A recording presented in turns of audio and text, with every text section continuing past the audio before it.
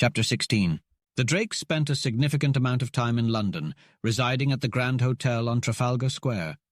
They discovered that English mothers are devoted to their children, take long walks, dress their kids simply, and have fair-skinned, modest daughters who are healthy. Many English women find time to study national issues, organize political groups, and vote on municipal affairs. Cultivated women like Miss Helen Taylor have been elected to the London School Board and have contributed to temperance reform. While Alfonso, Marcellus, Kimberly, and May explored the artistic life of the city, Mr. and Mrs. Drake, Laura, and George spent most of their days planning for the future. Evander Drake and his wife had discussed the Drakeville situation many times, and their trips to London, where so many generations had lived and passed away, gave them a clearer perspective on life. At best, the Colonel thought, life seems short indeed. He admitted to his wife that his early struggles had made him selfish and inconsiderate in Drakeville, and that the questions of higher civilization were involved in humanity's efforts for a closer brotherhood. If God allowed it, he would lend a helping hand. Mrs. Drake was hesitant to accept the Colonel's new ideas, but he felt that Laura's generous influence would help her understand. Mrs. Drake knew that Laura and George, who had received a broad education, were ambitious to do good, and she trusted and loved them both. George and Laura agreed that little or no hindrance would be offered to wise plans of usefulness. They decided that Colonel Drake and George should spend a week or two visiting some of Europe's great industrial centres, and that Alfonso and Marcellus should accompany the ladies to Paris, then visit the haunts of the old portrait painters of the Netherlands. George and Laura also decided to get married in Paris. This made them happy, for soon the 2 diamonds and ruby would be advanced to the ring finger, as promised by Laura on Mount Holyoke. They felt that an inexpensive wedding in Paris would be a fortunate escape from possible criticism at home. Colonel Drake had promised Laura a special gift of $1,000 for the wedding, and she decided to use only 1/4 of the gift for herself, send 1/2 to the Relief Society, and the remainder to 2 ladies' benevolent societies in Drakeville. The discussion of these plans made the last night in London a happy one. Happiness comes when we warm the hearts near us. When selfishness leaves the heart, the dove of peace enters. Early the next morning at Victoria Station, Colonel Drake and George saw their friends off for Paris. The journey began on the London, Chatham and Dover Railway, which took an hour to reach Dover. From there they boarded the Calais-Dover twin steamer and crossed the English Channel in an hour and a half to Calais. Finally, they took a train to Paris, the capital of the French Republic. Evander Drake and George Thorn left Victoria Station to visit Henry Bessemer, a civil engineer who lived in Denmark Hill, south of London. They wanted to study the factors that made the British people powerful. They knew that England was rich in coal and iron, which were conveniently located. They also had large flocks of sheep that provided wool and leather, and Ireland had been encouraged to cultivate flax. The convenience of trade between England and America allowed them to engage in the manufacture of wool, flax, and cotton. However, material resources were not enough. Both labor and capital were equally important. Englishmen were strong and skilled, and had great capacity for physical application to work, as well as tremendous mental energy and perseverance. Most of the world's valuable and great inventions in leading industries were made by the English. Although England had no gold or silver mines, they had commanded vast capital for centuries. Their trading enterprise existed long before the Norman conquest, and helpful and consistent legislation had favored British industries. England had a good start in the race with foreigners, but surplus English capital had been used to promote foreign industry, which could harm England's interests as a rival. When they reached Denmark Hill Station, they drove directly to Bessemer's home. It was doubtful if any private citizen in England owned 40 acres more tastefully laid out and adorned, with forests, lawns, and flowers. Henry Bessemer was tall and well-formed, and looked like the ideal Englishman. He welcomed Colonel Drake and George Thorn cordially in his large drawing-room. Evidence of his constructive skill and exquisite taste was seen on every hand, especially in his billiard-room, conservatory, and astronomical observatory.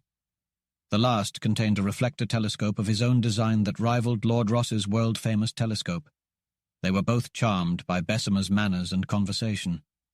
George had read about this wonderful man who was born in 1813 and had taken out 113 patents between 1838 and 1875. The drawings of his own work made 7 thick volumes, indicating an almost unrivaled degree of mental activity and versatility as a keen observer, original thinker, and clever inventor. His drawings showed patents in connection with improvements in engines, cars, wheels, axles, tires, brakes, and rails. Innovator Henry Bessemer held an impressive 15 patents for advancements in sugar manufacturing, motors, hydraulic apparatus, iron and steel production, metal shaping, embossing, shearing, cutting, marine artillery, ordnance, projectiles, ammunition, armor plates, screw propellers, anchors, silvering glass, casting of type, bronze powder, gold paint, oils, varnishes, asphalt pavements, waterproof fabrics, and lenses. His most notable invention, unveiled at the British Association in Cheltenham in 1856, was a method for producing iron and steel without the need for fuel, revolutionizing the industry. Bessemer's technique allowed for the rapid conversion of pig iron into malleable iron and steel, reducing the cost per ton from $160 to $25. He received numerous accolades, including gold medals and honors from sovereigns and societies worldwide.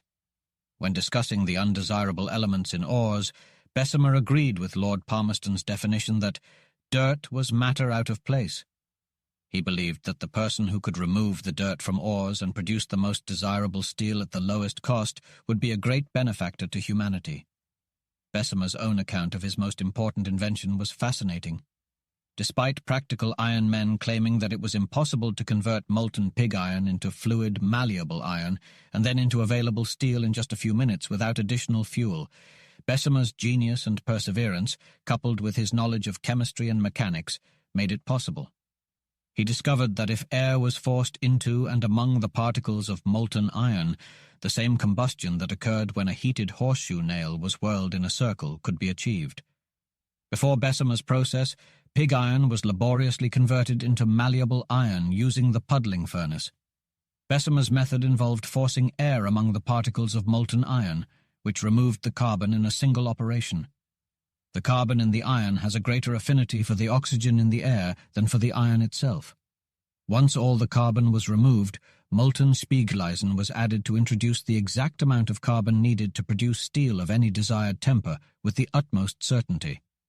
Bessemer's process was ineffective with the ordinary types of pig iron used at the time, as the old puddling process was more capable of removing phosphorus and sulfur. However, with pig iron produced from red hematite ores that were practically free from phosphorus, Bessemer's process was a resounding success. This led to the exploration of vast fields of hematite ores in England, Spain, the Lake Superior regions of North America, and other countries. The brilliant inventor Bessemer had the foresight to set his royalty at a mere $5 per ton, which led to a rapid influx of capital into this new industry, resulting in Bessemer amassing a fortune. Mushroom towns and cities sprang up everywhere, and many made their fortunes. Bessemer himself vividly described his process in action. When the molten pig iron is poured into mortar-like converters, supported on trunnions like a cannon, the process is brought into full activity.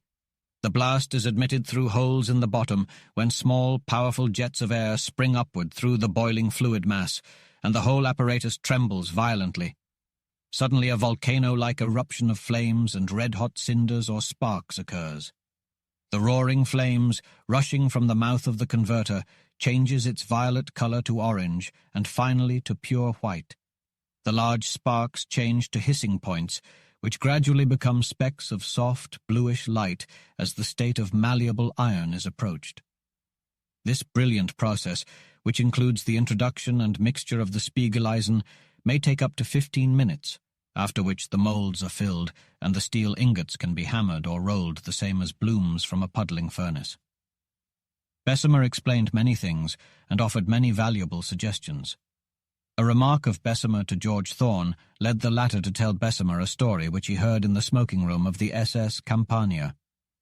2 Irishmen once tried to sleep, but could not, for Jersey mosquitoes had entered their bedroom. Earnest effort drove the mosquitoes out, and the light was again extinguished. Soon Mike saw a luminous insect, a big firefly approaching. Quickly he roused his companion, saying, "Pat, wake up, quick, let's be going. It's no use trying to get more sleep here. There comes another Jersey mosquito hunting us with a lantern." Bessemer was amused, and he ventured the assertion that when electricity could be as cheaply produced directly from coal as the light by the firefly, and successfully delivered in our great cities, the smoke nuisance would be effectually abated. All freight charges on coal would be saved, and coal operators could utilize all their slack at the mines. "Do you think this possible?" inquired Colonel Drake. "Oh yes, quite possible," answered Bessemer. "Our necessities beget our inventions and discoveries. Thorough investigation in the near future on this and kindred lines must be fruitful of astonishing results in the interests of a higher civilization." The Colonel and George took their leave. Truly, the firefly, like the whirling hot nail, is suggestive of great possibilities, thought George. That evening it was planned to visit on the morrow the extensive telegraphic works of Siemens Brothers and Company, Limited. George retired to sleep, but his mind was never more active. On warm summer evenings he had often held in his hand glowworms and studied them as they emitted bright phosphorescent light. He had learned that this faculty was confined to the female, which has no wings, and that the light is supposed to serve as a beacon to attract and guide the male. The light proceeds from the abdomen, and its intensity seems to vary at will. He had also read of a winged, luminous insect of South America, which emits very brilliant light from various parts of its body. George was convinced that the current method of using coal to produce mechanical work was wasteful, with only 10% of energy being realized. He believed that cheaper power was the greatest technical problem of his time, essential for food production and transportation. During his visit to America, he discussed this matter with Edison, Thomson, Tesla, and other great scientists and manufacturers. George and his father had already discovered a galvanic element that could produce electrical energy directly from coal and oxygen, but they kept it a secret. George's purpose in traveling abroad was to explore the frontiers of scientific and practical discoveries. He and the Colonel visited Siemens Brothers and Company Limited, pioneers in ship lighting by electricity and manufacturers of submarine and land telegraphs. The Siemens brothers were highly regarded for their scientific achievements, particularly Dr. Siemens, who made important contributions to the iron and steel trade with his regenerative gas furnace. The visit to Siemens Brothers and Co.'s works was enlightening, and George gained many valuable ideas. He and the Colonel also spent several days in Birmingham, known as the toy shop of the world, for its diverse manufacturing industries. They studied the English Saturday half-holiday system, where employees work an extra half-hour on the 5 previous days to earn a half-day off. At the Tanguay Brothers Engine Works in Soho, near Birmingham, George and the Colonel saw thousands of men manufacturing engines and other products. The Tangyays were known for their ability to produce steam engines of all sizes in enormous quantities, ready to be shipped at a moment's notice.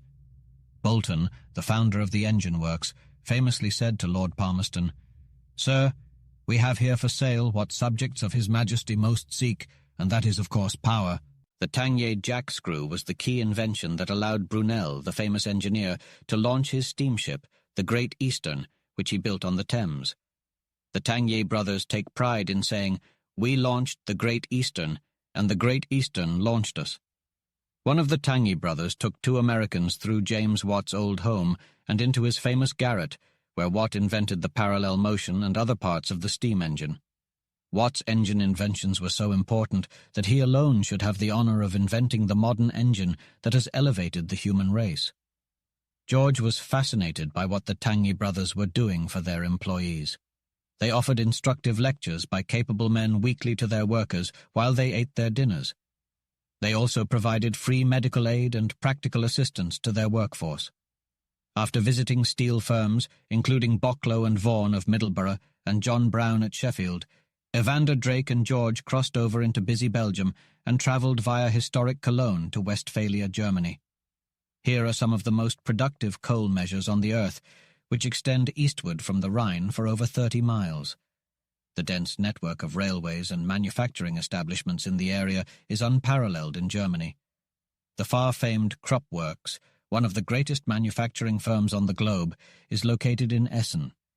These works are the outgrowth of a small old forge established in 1810 by Frederick Krupp, driven by water power.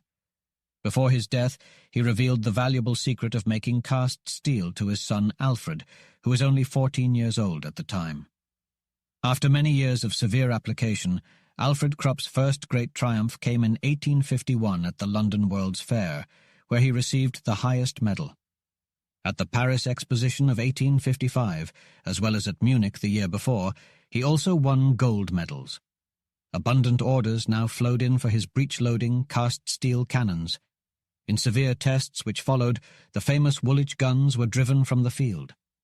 The Krupp guns won great victories over the French cannon at Sedan, which was an artillery duel. At Gravelotte and Metz, the Krupp guns surpassed all others in range, accuracy, and penetrating power, and Herr Alfred Krupp became the cannon king of Europe. Americans remember well his gigantic steel breech-loading guns at the expositions held in Philadelphia and Chicago. Alfred Krupp, however, was more interested in improving the condition of his army of employees. He provided them with miles of roomy, healthful homes.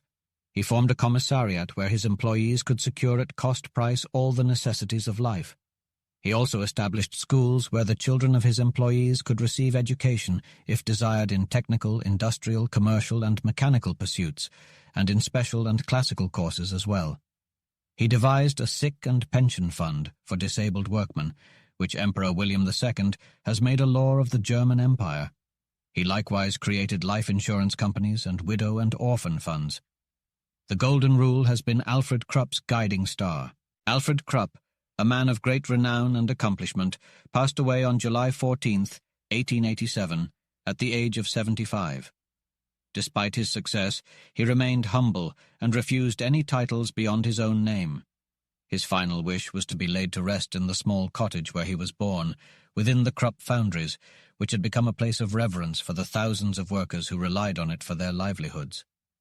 Krupp had witnessed his hometown of Essen grow from a population of 4,000 to a bustling city of 70,000, thanks to the production of engines and steel castings in his mills.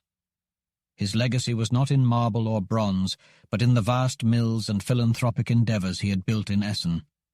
After visiting other great works in Europe, Colonel Drake and George set out to rejoin their friends in Paris, having witnessed firsthand the impact of Krupp's legacy on the people and the city of Essen.